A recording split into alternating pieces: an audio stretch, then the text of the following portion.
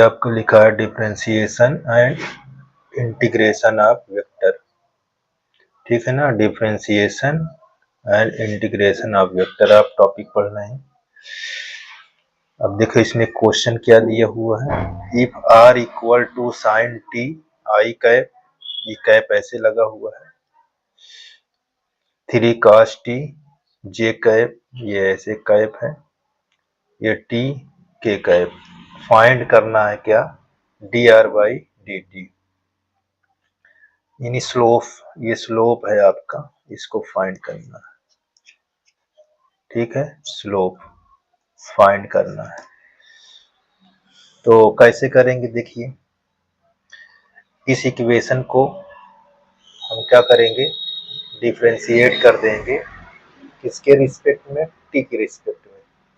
तो क्या होगा ये चीज देखते हैं। देखिए यहाँ D R by d T, T के रिस्पेक्ट में कर रहे हैं, यह कांस्टेंट टर्म है, ये हमारा 2 बाहर हो जाएगा। साइन का डिफरेंशिएशन क्या होता है, cos टी, ये आपका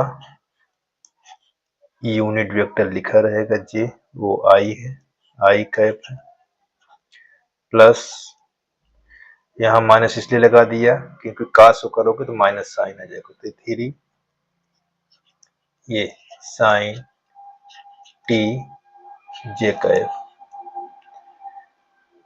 टी का डिफरेंशिएशन क्या होगा 1, तो के कैप हो जाएगा, ठीक।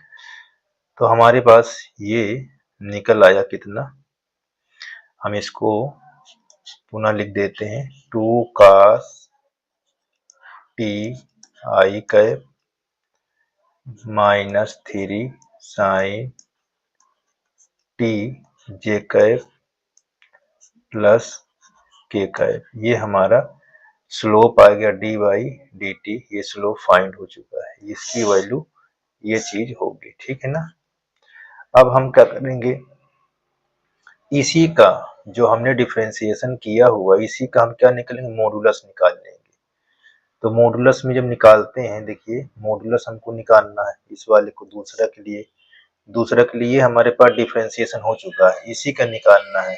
जब मॉडुलस निकालते हैं तो आई जे के को कोफिशिएंट का स्क्वायर का अंडर रूट कर देते हैं। देखिए कैसे, यहाँ D R by d T जब मॉडुलस के फॉर्म में रहे तो अंडर रूट ऐसे लग जाएगा, ये अंडर रूट लगा देंगे, और आई का कोफिशिएंट क्या है 2 cos टी है, तो 2 cos टी का होल स्क्वायर करेंगे, ये ऐसे, प्लस माइनस 3 साइन टी का होल स्क्वायर, और के कैप का कोफिशिएंट 1 होगा, 1 का स्क्वायर करेंगे। जब आप इसको ब्रेक कराएंगे तो क्या होगा, देखिए जब इसको आप ब्रेक कराएंगे तो हमारे पास आ जाएगा अंडर रूट ऐसे ही लिखा रहेगा, ठीक है ना। यहाँ 4 cos स्क्वायर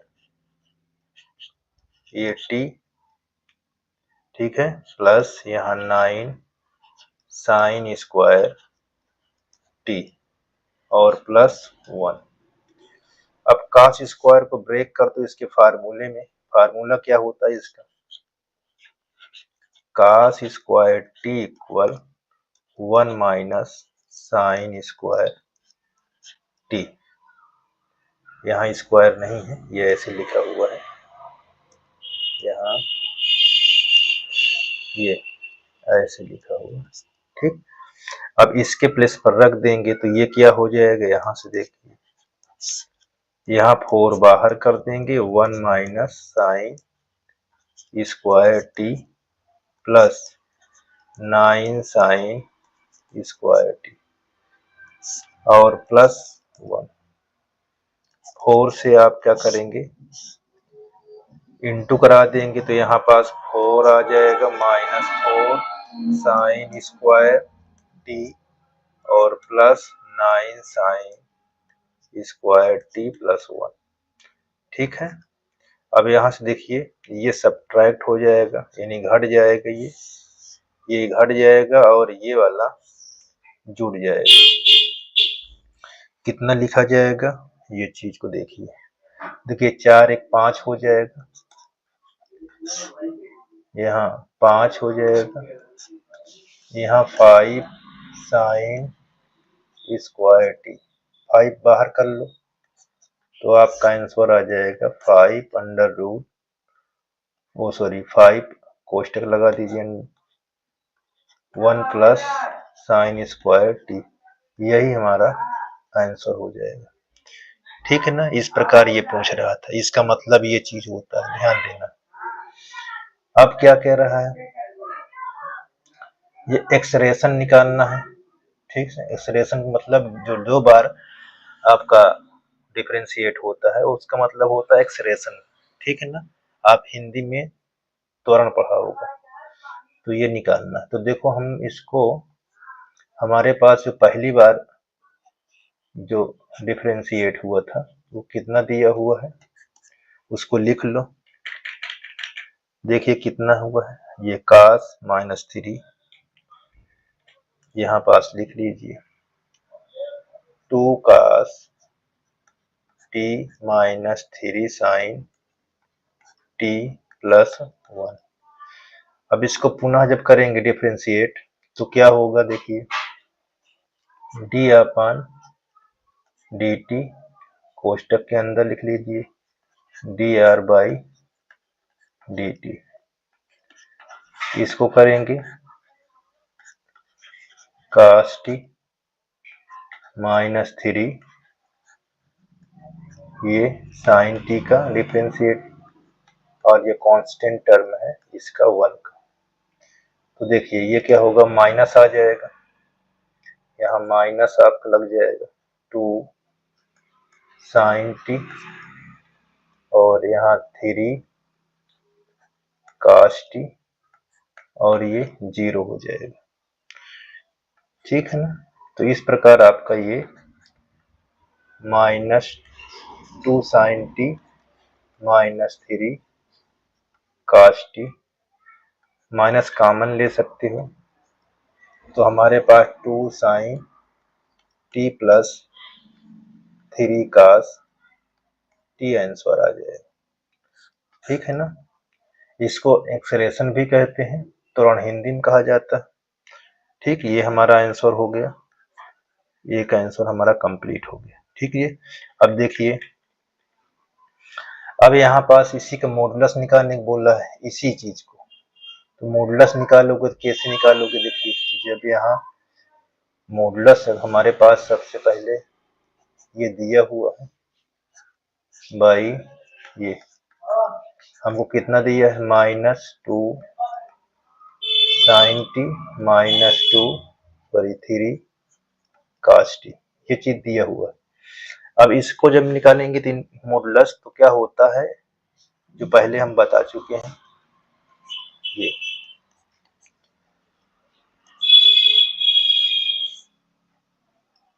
अच्छा एक चीज इसमें छूटा हुआ है, इसको यहाँ पास j कैप i कैप हमने नहीं लिखा है, उसको ध्यान देना है, बहुत जरूरी है लिखना भी।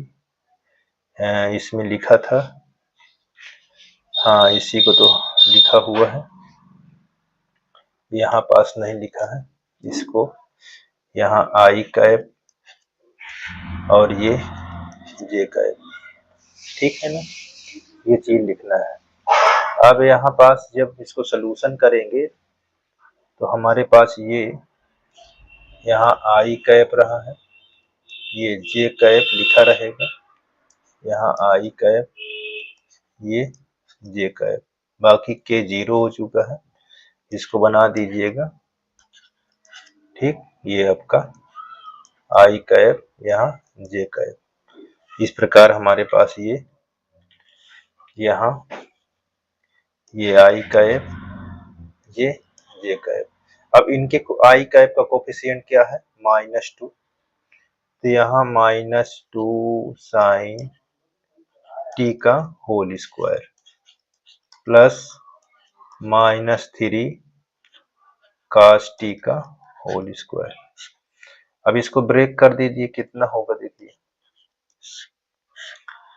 ये कोई कठिन नहीं, आप 11th में भी सब मॉडुलस के बारे में खूब पढ़ा हुआ है। डिफरेंशिएशन मान नहीं पढ़ा है, लेकिन डिफरेंशिएशन तो 11 में और 12 में तो पढ़ लिया है, लेकिन ये आपको मॉडुलस निकालना 11th में था। देखिए 4 यहाँ साइन स्क्वायर टी, यहाँ 9 cos स्क्वायर टी।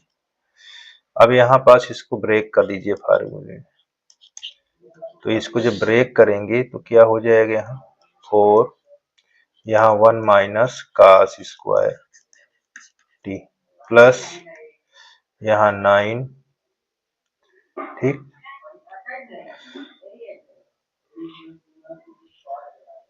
हमारे पास ये 9 है